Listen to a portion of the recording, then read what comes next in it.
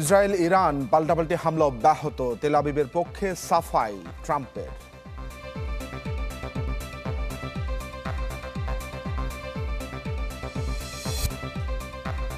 আলোচনার মাধ্যমে সংঘাত বন্ধের চেষ্টা, নিরাপত্তা পরিষদে ইসরায়েল ইরান তীব্র বাদানুবাদ।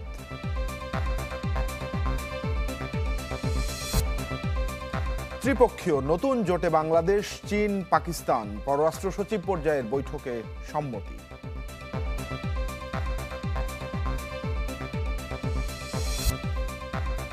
ময়মনসিংহে আলাদা দুর্ঘটনায় নিহত 11 জন, 8 জেলায় সড়কে ঝরল 21 প্রাণ।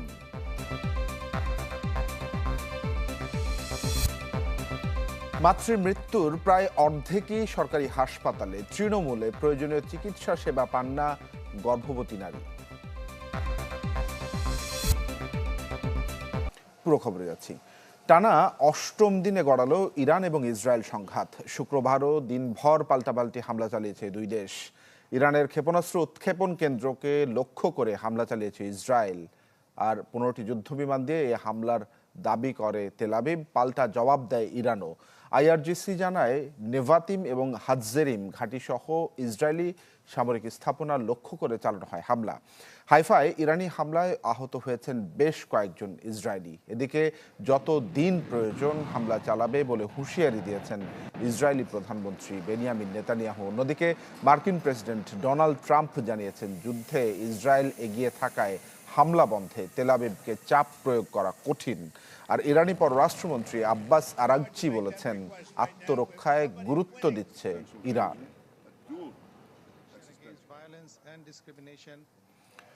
ইরান ইসরায়েল চলমান সংঘাত বাড়তে থাকায় দৌড়ঝাঁপ শুরু করেছে বিশ্ব মোড়লরা। জেনেভায় ইউরোপীয় পররাষ্ট্রমন্ত্রীরা ইরানের প্রতিনিধিদের সাথে বৈঠক করেছেন, আর জাতিসংঘ নিরাপত্তা পরিষদেও হয়েছে জরুরি বৈঠক, যেখানে তীব্র বাদানুবাদে জড়ায় দুপক্ষই। সংঘাত শুরুর দ্বিতীয় সপ্তাহেও থামছে না ইরান ইসরায়েলের উত্তেজনার পারদ। দুই পক্ষই যখন একে অপরকে ঘায়েল করতে বদ্ধপরিকর, দিচ্ছে না আন্তর্জাতিক সম্প্রদায়ের সংযত হওয়ার ডাকে সাড়া। এমন পরিস্থিতিতে শুক্রবার জাতিসংঘ নিরাপত্তা পরিষদে বসে সংঘাত নিরসনে জরুরি বৈঠক। এতে যুদ্ধের পথে না হেঁটে শান্তিপূর্ণ সমাধানের তাগিদ দেন জাতিসংঘ মহাসচিব। ইরান ইসরায়েলে চলমান সংঘাত যদি অবিলম্বে বন্ধ করা না হয়, তবে এমন আগুন জ্বলবে যা নিয়ন্ত্রণ করা কারোর পক্ষে সম্ভব হবে না। পরিস্থিতি আরো খারাপ হওয়ার আগেই সব পক্ষকে শান্তির পথ খুঁজতে হবে।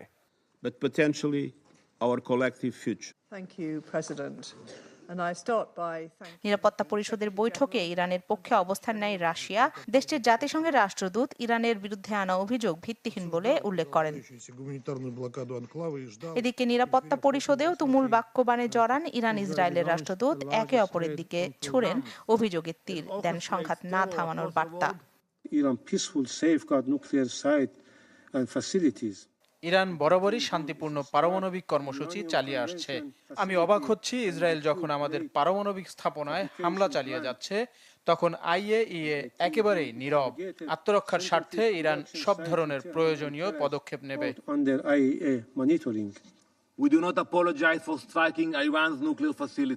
ইরানের পারমাণবিক হুমকি সম্পূর্ণ নির্মূল না করা পর্যন্ত আমরা থামব না। আর নিজেরা গণহত্যা নীতির দিকে হেঁটে তারা আন্তর্জাতিক সম্প্রদায়ের কাছে কিভাবে সহানুভূতি চায়, এটা ভেবেই আমি অবাক হচ্ছি। এছাড়া যুদ্ধবিরতি ও ইরানের পরমাণু কর্মসূচি নিয়ে জেনেভায় বৈঠকে বসেন ফ্রান্স, জার্মানি, যুক্তরাজ্যের পররাষ্ট্রমন্ত্রীরা, যাতে অংশ নেন ইরানের পররাষ্ট্রমন্ত্রী আব্বাস আরাগচি। পরবর্তী আলোচনায় সংকট নিরসনে যুক্তরাষ্ট্রের সাথে আলোচনার দুয়ার খুলে রাখতে ইরানের প্রতি আহ্বান জানান ইউরোপীয় নেতারা। এদিকে শুক্রবার দিনভর হাইফা শহরে আঘাত হানে ইরানের ছোড়া বোমা, যাতে আহত হন অন্তত 20 জন। ইসরায়েল জুড়েই সারাদিন শোনা যায় সাইরেনের শব্দ। ইসরায়েলও পাল্টা হামলা চালিয়েছে। এতে রেভলিউশনারি গার্ডের একজন কমান্ডার হত্যার দাবি করেছে তারা।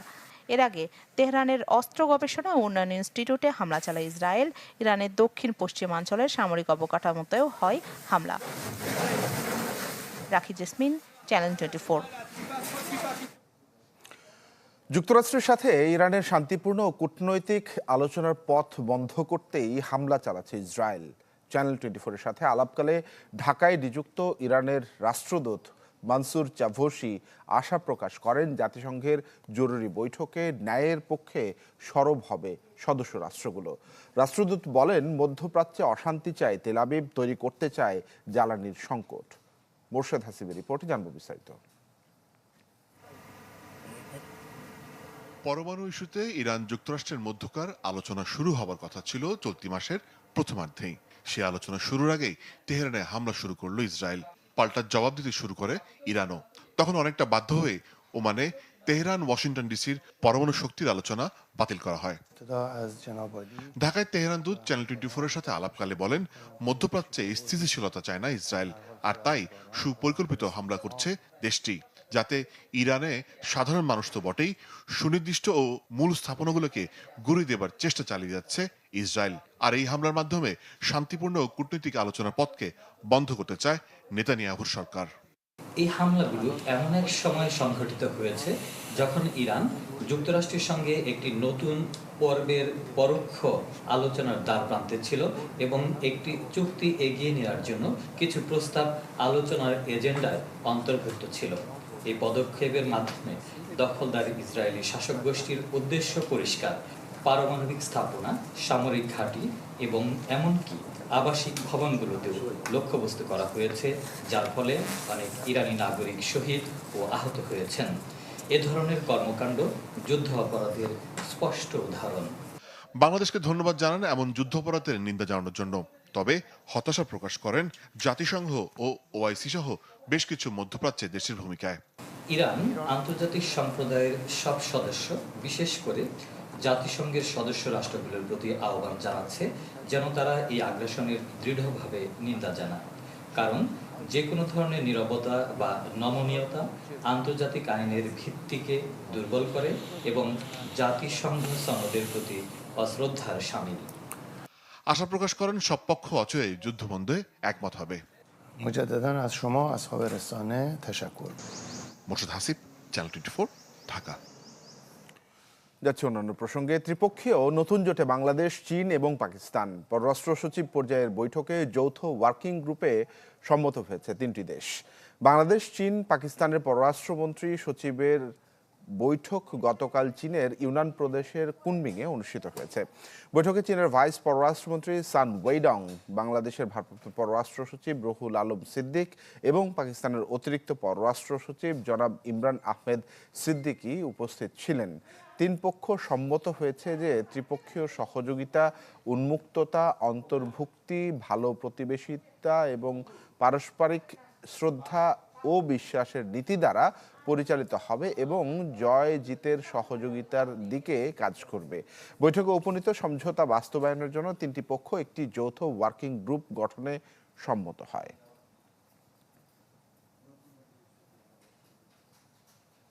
দেশ জুড়ে তোলপা ওয়ালটন ফ্রিজ কিনে আপনিও হয়ে যেতে পারেন মিলেনিয়ার। ভারত এবং পাকিস্তান যুদ্ধ বন্ধের জন্য মার্কিন প্রেসিডেন্ট ডোনাল্ড ট্রাম্পকে শান্তিতে নোবেল পুরস্কারের সুপারিশ করেছে পাকিস্তান। পাকিস্তান সরকার সাম্প্রতিক ভারত পাকিস্তান সংকটের সময় তার নিষ্পত্তিমূলক কূটনৈতিক হস্তক্ষেপ এবং গুরুত্বপূর্ণ নেতৃত্বের স্বীকৃতি স্বরূপ 2026 সালের নোবেল শান্তি পুরস্কারের জন্য রাষ্ট্রপতি ডোনাল্ড ট্রাম্পকে আনুষ্ঠানিকভাবে সুপারিশ করবার সিদ্ধান্ত নিয়েছে। বিবৃতিতে বলা হয়, আন্তর্জাতিক সম্প্রদায় বিনা উস্কানিতে এবং বেআইনি ভারতীয় আগ্রাসনের সাক্ষী হয়েছে, যা পাকিস্তানের সার্বভৌমত্ব এবং আঞ্চলিক অখণ্ডতার গুরুতর লঙ্ঘন করেছে, যার ফলে নারী, শিশু এবং বয়স্কদের সহিত নির্দোষ প্রাণের মর্মান্তিক ক্ষতি হয়েছে। আত্মরক্ষার মৌলিক অধিকার প্রয়োগ করবার জন্য পাকিস্তান অপারেশন বুনিয়ানম মারসুস চালু করেছে, একটি পরিমাপিত, দৃঢ় এবং সুনির্দিষ্ট সামরিক প্রতিক্রিয়া সচেতনভাবে বেসামরিক ক্ষতি এড়ানোর সময় প্রতিরোধ পুনরায় স্থাপন এবং এর আঞ্চলিক অখণ্ডতা রক্ষা করার জন্য সাবধানে চালানো হয়েছিল।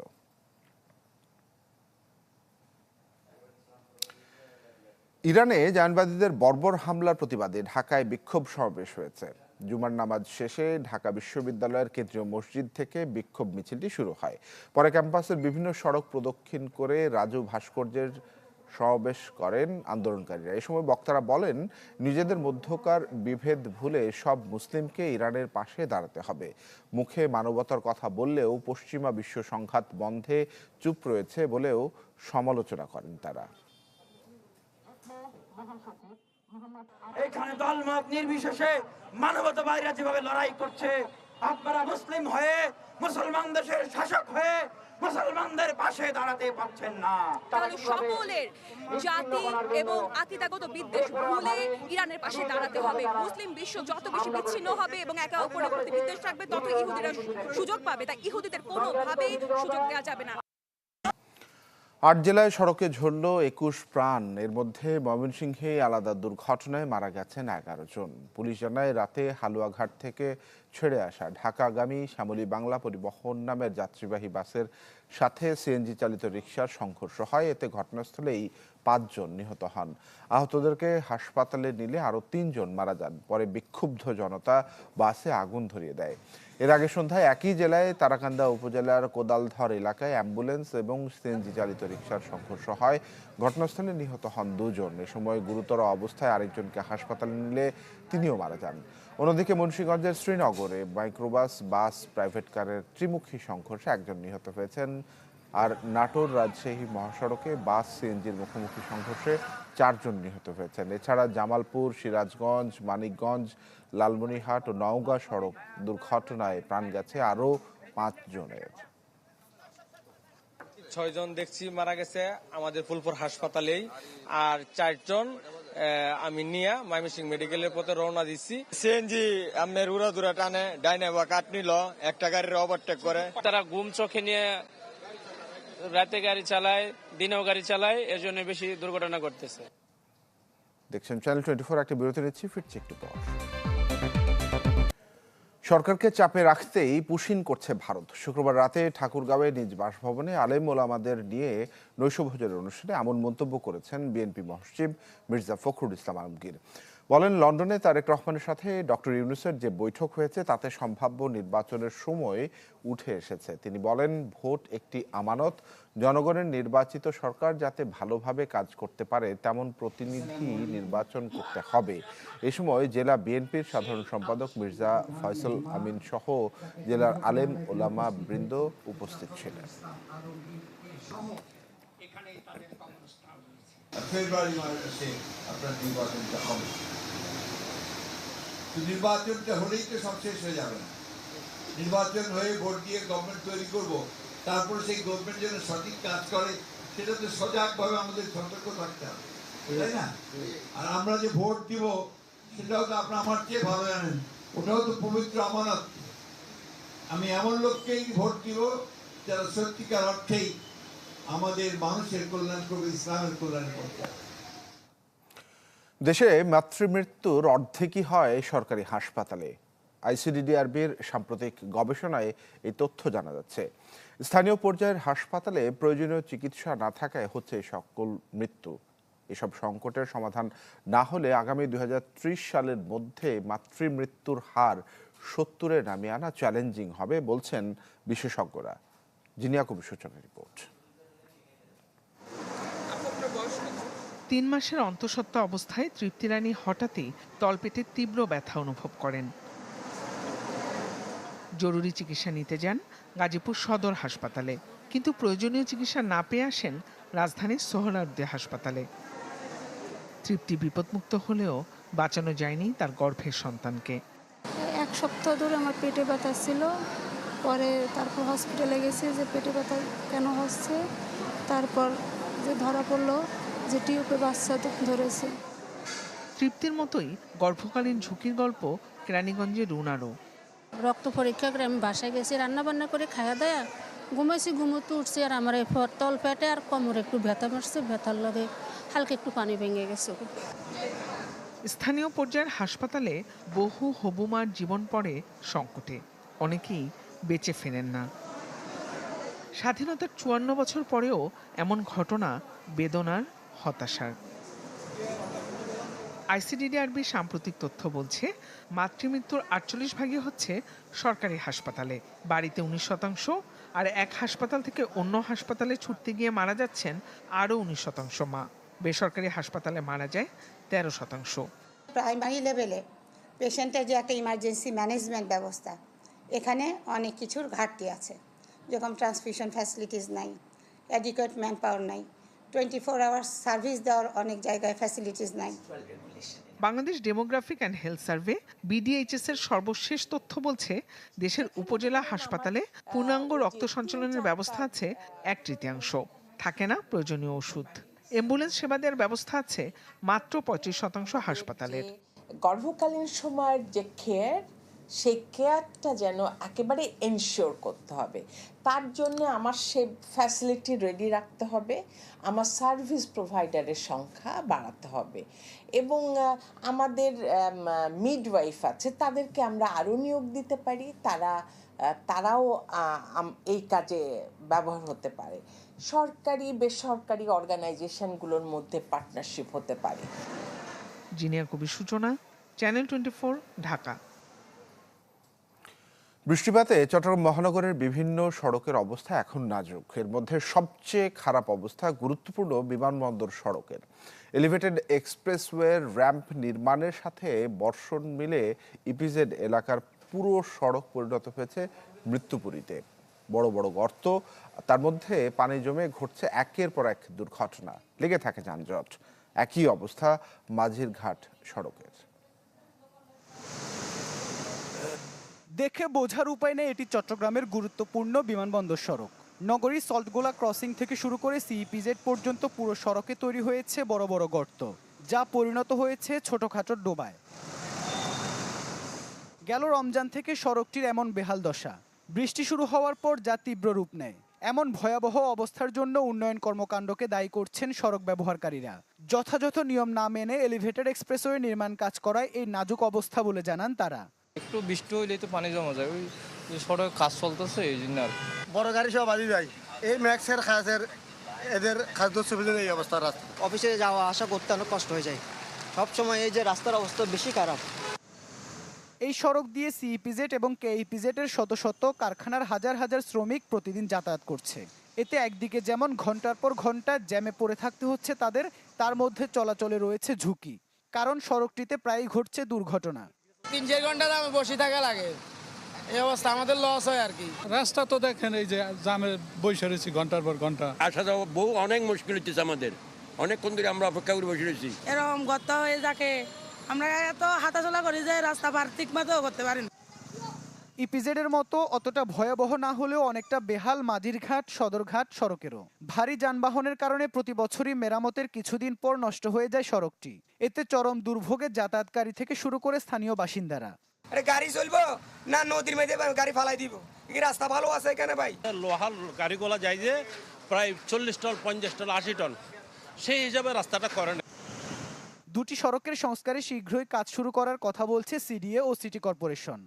ম্যাকডাম প্লাস কার্পেটিং টিকতেছে না, 400 মিটার জায়গা, ওইটা আমরা এখন স্কেরিফাই করে ওইটা আরসিসি ঢালাই করে ফেলবো।